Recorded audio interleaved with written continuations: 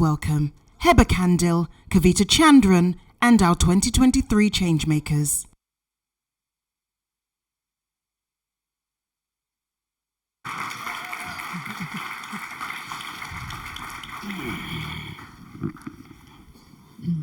Hello, everyone, and good afternoon.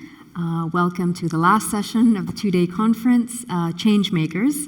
We're very excited to end on a grand finale, on a grand note. After 2 days of different challenges, solutions, innovations, we really wanted to highlight and showcase the work of the Changemakers. And who are the Changemakers? So every year, the foundation selects a group of some of the bravest, most dedicated, purpose-driven, young advocates and journalists who are trying to build free, fair, and informed societies in their own ways and through their different professions. This year, we're fortunate to have 13 such changemakers. They represent so many different countries: Brazil, Bangladesh, India, South Africa, Zambia, and the United States. And so we offer them lots of training, we learn from them, we network, we give them access to resources, and the purpose is really to strengthen their professional resilience and to amplify the work so that they can continue to excel and actually work for solutions. So we're very much learn from them as much as they learn from each other and they connect to all of you. So I would like to start the conversation and start with the challenges. I would like to give the question to Zaman Qureshi. And if you can tell us a little bit about the work that you do, Zaman, and what are some of the challenges, the biggest challenges that you're facing professionally and on a personal level, and what are some solutions, again, to this audience of many of us are policymakers, innovators, and people working, again, for the same results? Yeah, well, thank you, Heba. My name is Zaman Qureshi. I'm a policy advisor for an organization called the Real Facebook Oversight Board that formed in the wake of Facebook's formation of its own oversight board, and really to call attention to first the 2020 election, but how Facebook was being used and misused to spread misinformation, hate speech throughout elections, and then the company's general mistrust that it fostered through its oversight board, that it claimed to be independent. I also co-chair this youth organization called Design It For Us. We're a group of youth activists who are driving policy to protect kids and teens online. And so when we're talking about some of the challenges that we as advocates experience working in the technology space, one of the biggest structural challenges that we have is fighting the technology companies, because we've seen great conversations on this stage over the past couple of days around these big, lofty issues, around how we can implement policy and regulation to really tackle the heart and the core of these problems. But big tech fights a lot of this.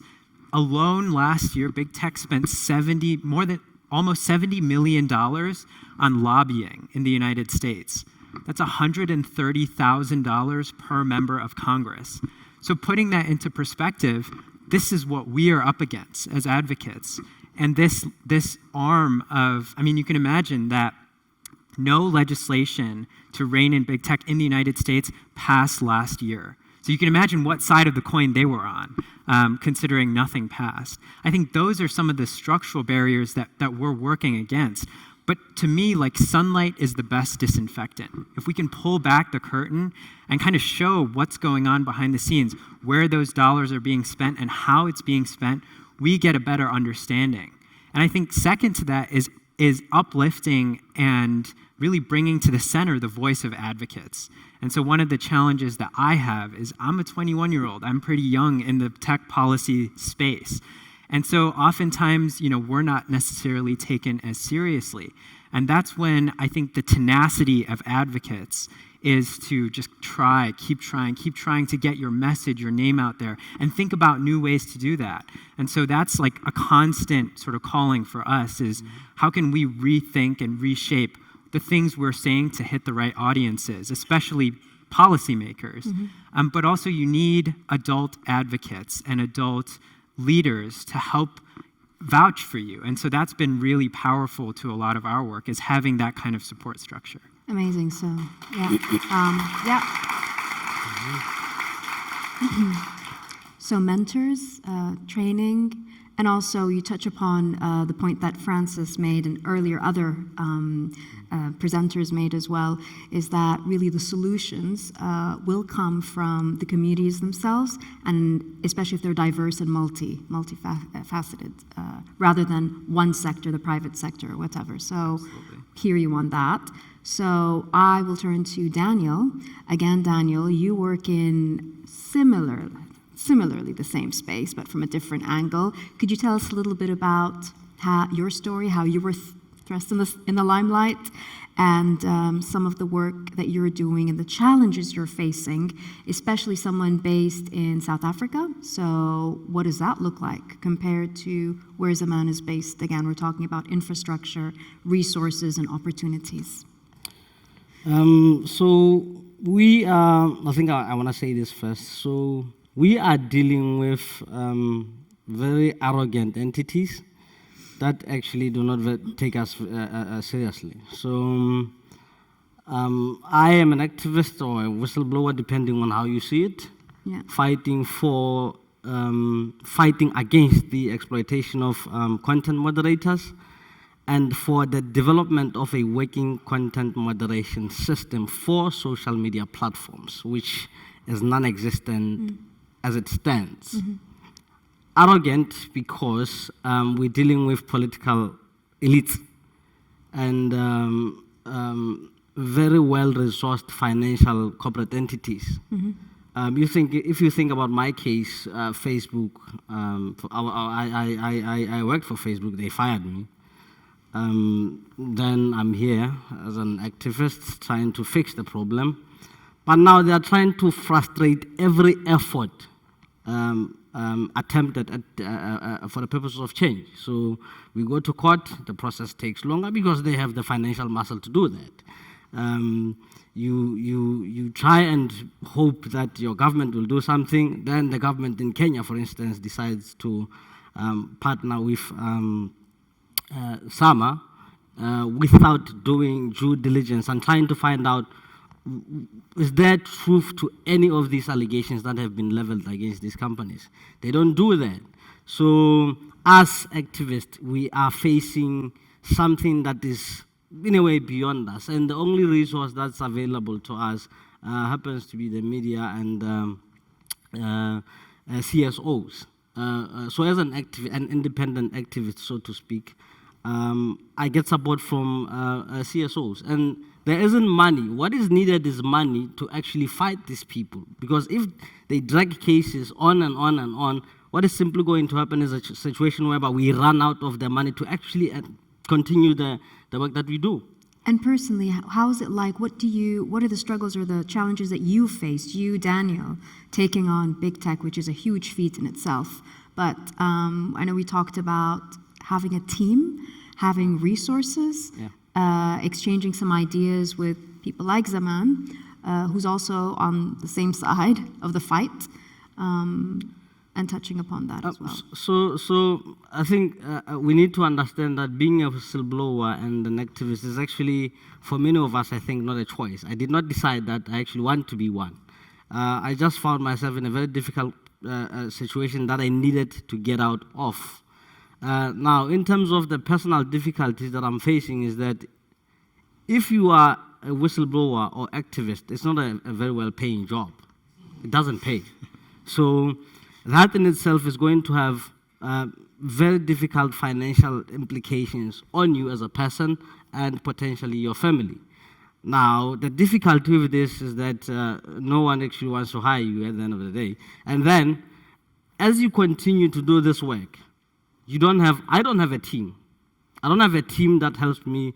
Let's say, for example, let's do admin things. Believe it or not, I have to do admin. Now, an interesting story about coming here, actually.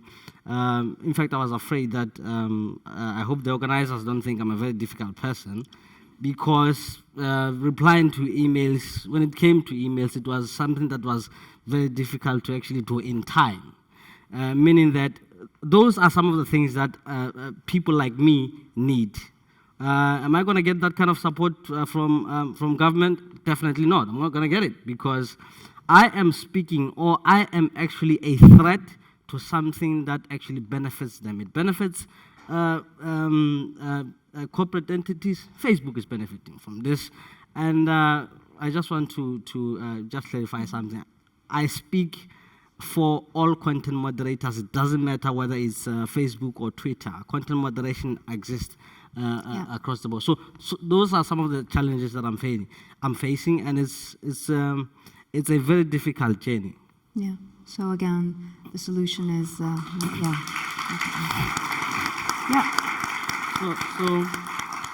So where solutions are concerned, because it has been difficult, I genuinely have been trying to say, okay, in a state of utopia, I'll find myself sitting in a very nice room with maybe Mark Zuckerberg and his friends in the US, but that doesn't happen. Instead, what happens is that you find, well, they were having a tea party, I think it's the US Capitol. They were discussing whether to regulate AI or not, and this actually includes content moderation. Without us, without key stakeholders, and they were having this conversation behind closed doors. And because this is happening, and it's actually impossible to get them to come to the party so that we engage each other on the matter, because I believe they don't have a solution, and I believe I do. The only solution that is left is for activists and CSOs to actually come together and try and find a solution. And I believe that can work. Why can it work?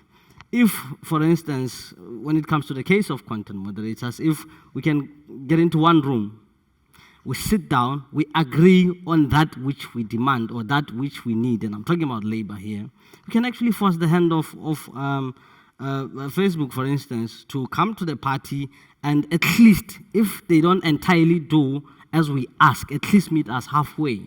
That could work. So if CSOs, activists, we try and think of a system, we design a system, and this is a way of saying that we are approaching solutions from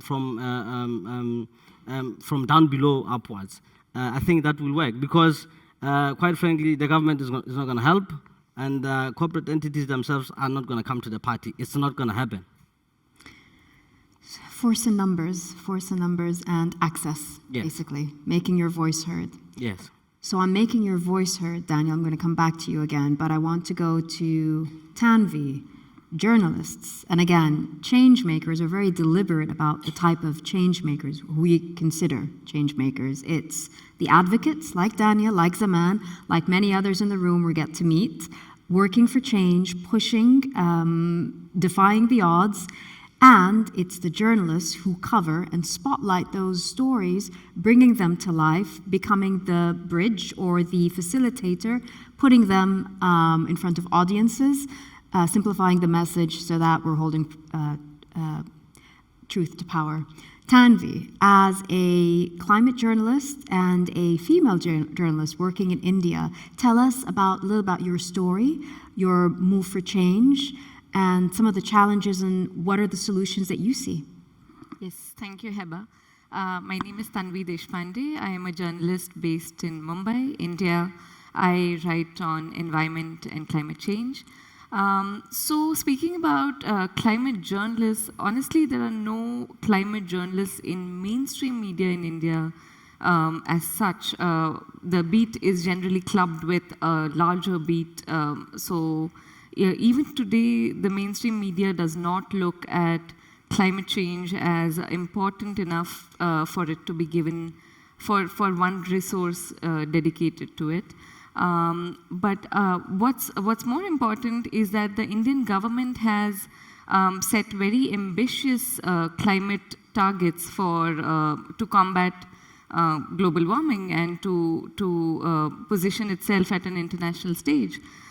So it has set a net zero target for the year 2070, and all of us journalists have reported that. And while all that may be good, but As a journalist, the challenge for me is to report how what that means for communities who are facing the devastating effects of untimely floods, droughts, heat waves, landslides, the kind of effects that are taking away lives, livelihoods, that are affecting them in terms of migration. So to reconcile what the government is saying at an international stage with what is the reality at the grassroots is really the challenge, because India is with one of the highest emissions in the world, is also facing some of the most devastating effects of climate change. And speaking of personal challenges, I think all of us journalists here have heard so many inspiring voices where we heard women journalists standing up to trolling, online abuse. Also, and that's true for everyone, for me as well. But I would like to also point out a very simple challenge of physically going on to the field when we travel in far-off places.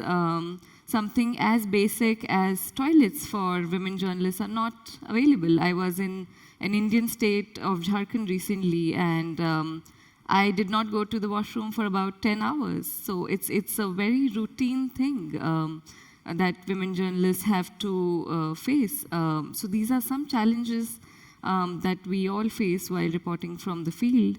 And in terms of solutions, I think the kind of tools that we saw earlier today with the person who'd come from MIT, or the kind of tools that we see are easily available to people from the world of technology.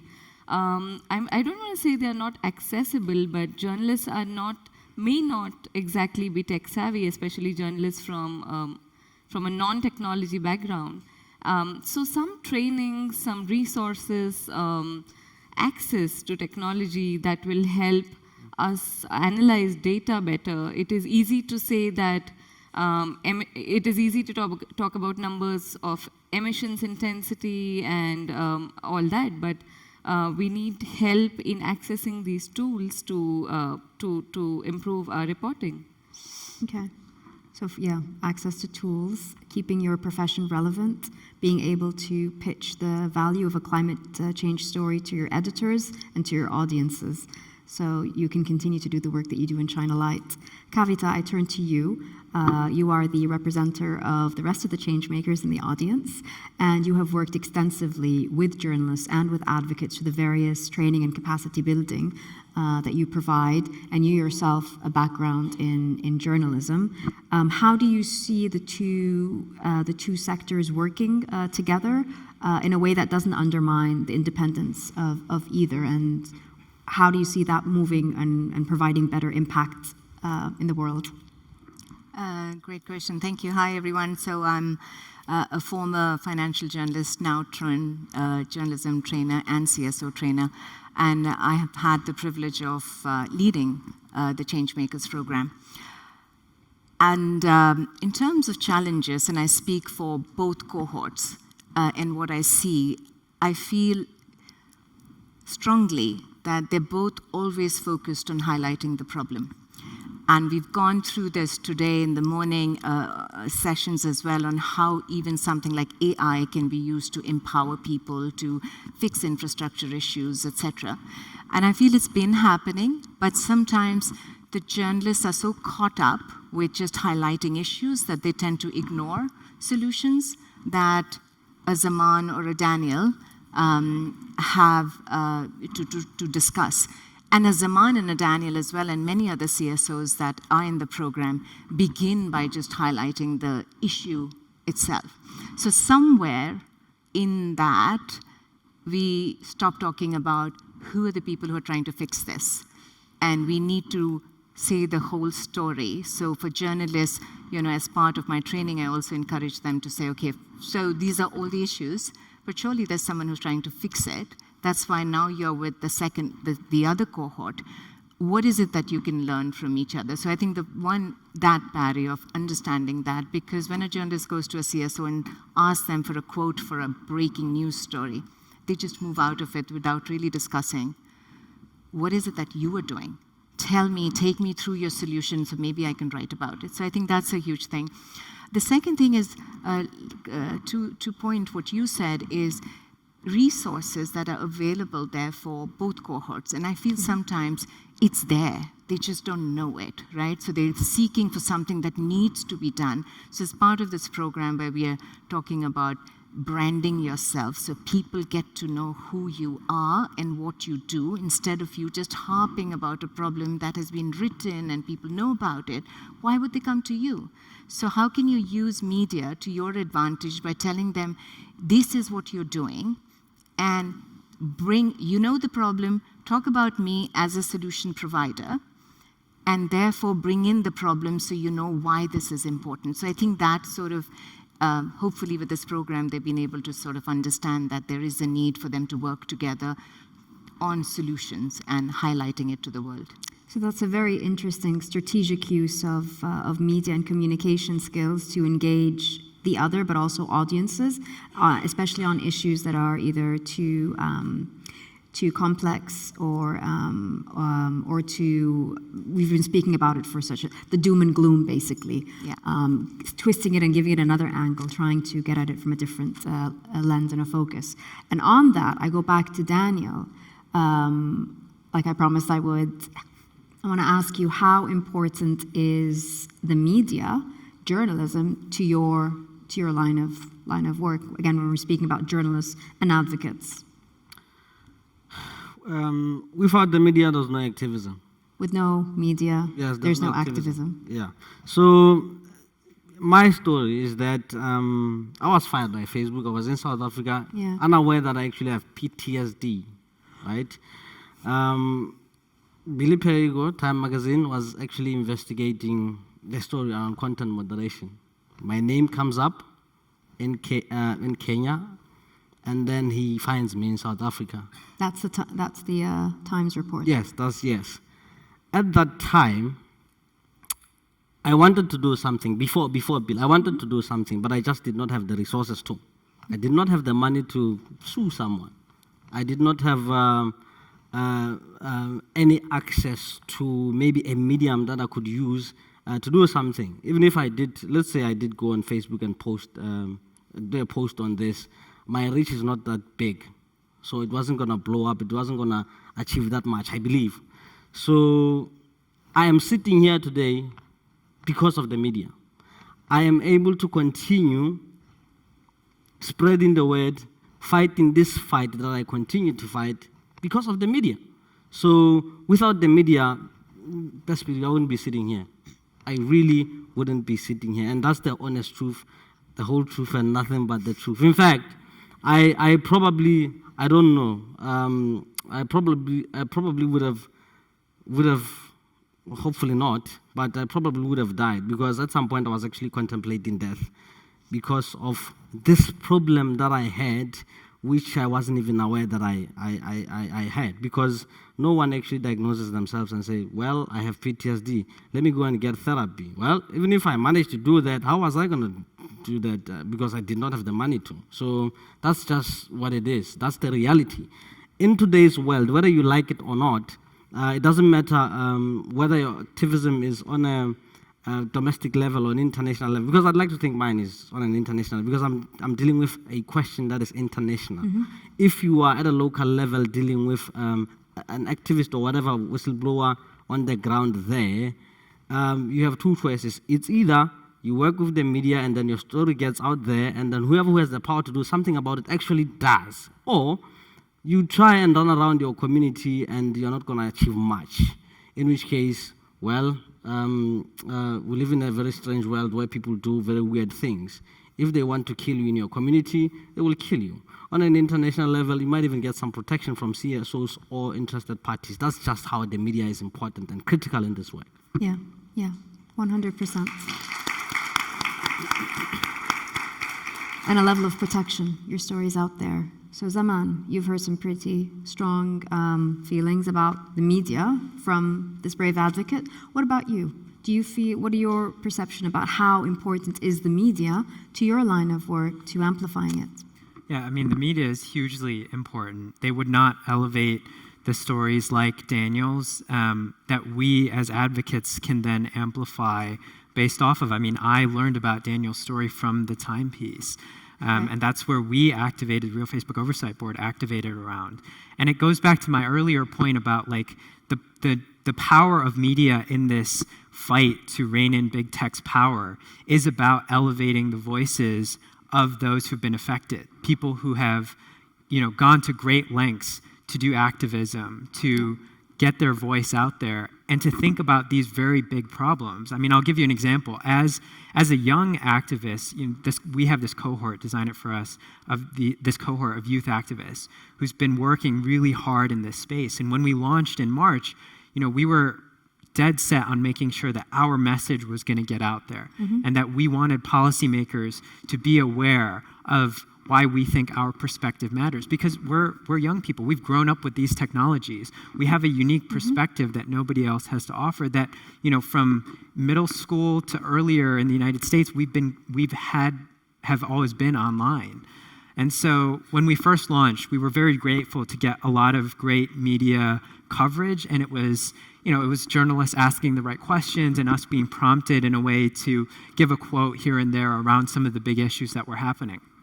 But what we really wanted was a profile that showcased and captured exactly what we were doing and why our perspective was so unique, such that we wouldn't have to work 3 times as hard to get our voice out there to, be on par with the other adult-led organizations. And so we kept meeting with reporters and journalists on background and letting them know what our story was. And finally, in August, we landed a really great piece with the Washington Post that covered top to bottom. Here are the youth activists that are working with Design It For Us, with this organization across the board. And in that piece, we were cited, there were quotes given by members of Congress about how our activism had generated real change in the congressional conversation. And that kind of coverage is unparalleled, because when now other lawmakers and other policymakers go to look us up, that's the first thing they see. And they say, you know what? These people can be taken seriously and should be elevated at a level like every other organization that we're working with. There's that one article or one story or one publication that is the significant change, and you can point to the Times or the Washington Post article. Tanvi, I know we're running out of time. We're in the red zone now. So I'm going to flip it again. So the other side of the coin, journalists. How important are activists and advocates like Daniel and like Zaman in your story to bring your stories to life? Well, extremely, extremely important. No matter whether you're working at a regional level or an international level, you have to have your CSOs, your activist friends, people who you can sit down with for a cup of coffee at the end of a long day and say, hey, you know what, the government is planning to do this. What do you think? So they act as sounding boards, they act as guides, advisors. They are extremely important to reach out to some of the most marginalized people that I have met in interior India. I've been able to reach them because of CSOs. So their role is extremely important.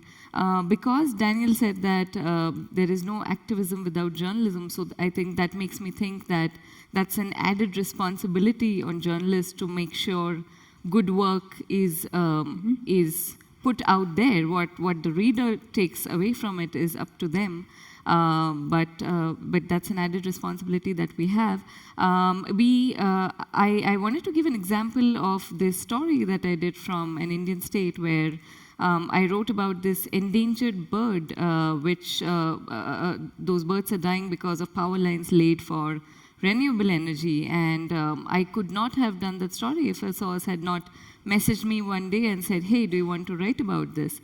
So CSOs play a very important role. The only thing that the media has to do is to ensure that they get all sides of the story. and make sure the story is the story, and then the CSOs work as an important link or a bridge to get to the story.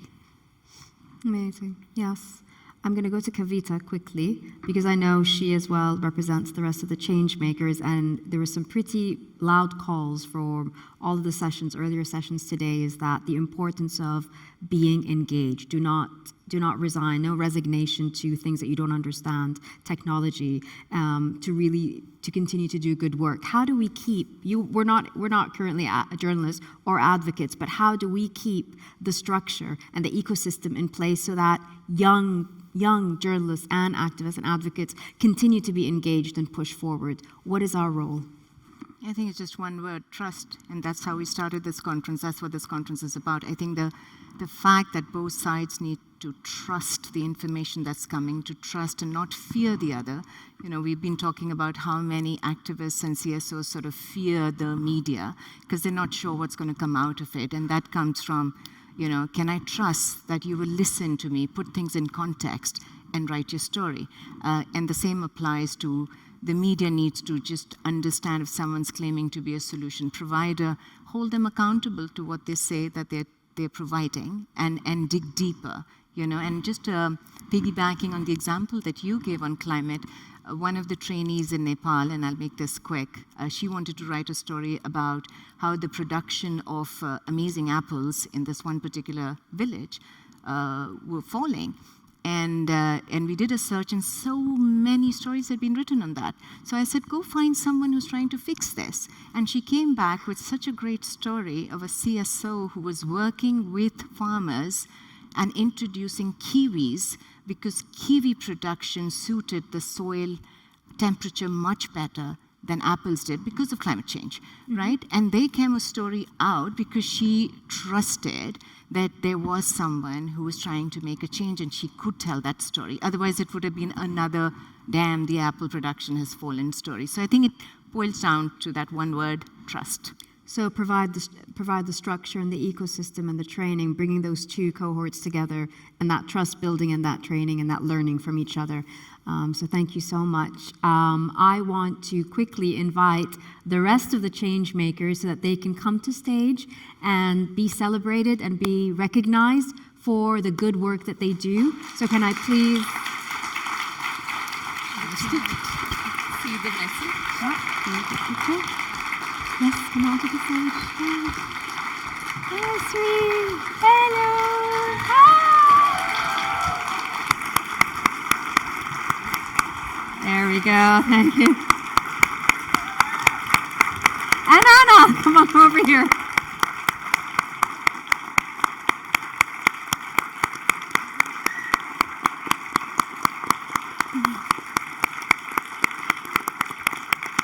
All right. Thank you, everyone. Thank you so much, and enjoy the rest. Enjoy the rest of the show. Let's go.